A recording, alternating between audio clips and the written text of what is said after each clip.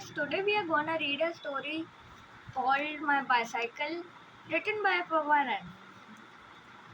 Bicycle, it is about someone who has given a bicycle to a kid who, who wanted a bicycle. So let's read.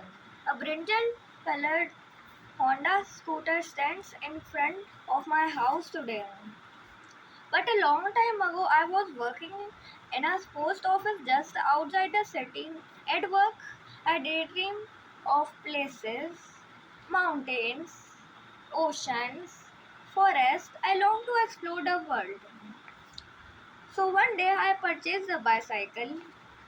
From then on, I would ride far away into the wind's embrace. I rode to familiar towns. I rode to unfamiliar towns. I rode to places where were no people at all. I wished I could keep on riding forever, so I applied for a long leave. I planned on a trip to Mangalore via Hassan. It was a long way to travel, but I believed that I could do it. I rode for 2 days in rain and in shine, elated at my new freedom. The journey was a beautiful one. I crossed the lush green forest and soft rolling hills. The grading season had just arrived, but getting wet in the drizzle was just a joy. On my third day, I was riding down a steep rocky hill when Bophis, a puncture, and I had left my repair kit and air pump at home. I started walking, pushing my bicycle. There were trees all around with large swaying jackfruits and leaping monkeys. There was no one around. I felt like I was on a secret part of some mysterious world. Suddenly it started to rain. Pearls hard. Pearls of rain dropped on my head and shoulders, and the cold began to spread through my body. I had no idea how far I had walked. Over the fury of the rain, I heard a voice yelling to me. A small boy stood at the doorway of a little hut, beckoning me to come in. He asked, "Where are you from?" "Bangalore," I said. "All the way that way by bicycle? It's 200 kilometers from here," said the boy. He stared at me and wondered, "Can you really travel that far by bicycle?" I nodded. "To the Himalayas. If you set your heart on it, um, you can go anywhere." The boy began to frown. I badly wanted a bicycle, but Amma won't buy me one. I took one look at his mother. I understood why.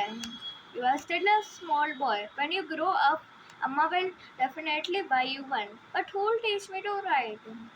"I will," I said, "as soon the rain stops." He began to pretend that he was riding a bicycle around the room. He held on to the imaginary handlebars, making a whooshing sound. He swerved to avoid an imaginary bus. "Brake! Brake!" I yelled.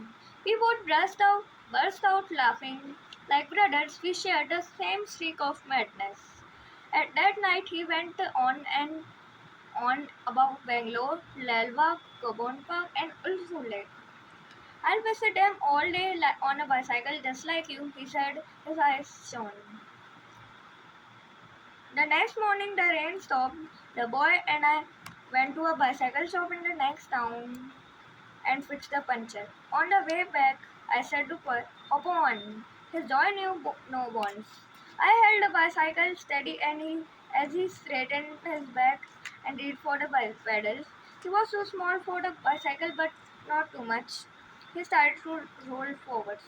"I feel like I am flying," he exclaimed. The boy was a quick learner. The next morning, it was time for me to leave. The boy waited in front of the house as I gathered my drink. He stood next to the bicycle as he was about to ride away on it, and he walked me to the boundary of his town. And then he said, "Would you mind if I He rode around the block one last time. I will come right back. Okay, but before I could finish, he was away. I watched cycle rickshaws, auto rickshaws with their yellow tops, lorries, and many people moving in every direction. As he disappeared round the corner, I thought of his family, his dreams, and his passion. At that moment, Abasu Hassan stopped in front of me. I came to a sudden decision. I quickly climbed on, smiling. The bus left immediately. I looked from the street and thought I could see his face beaming at me from afar.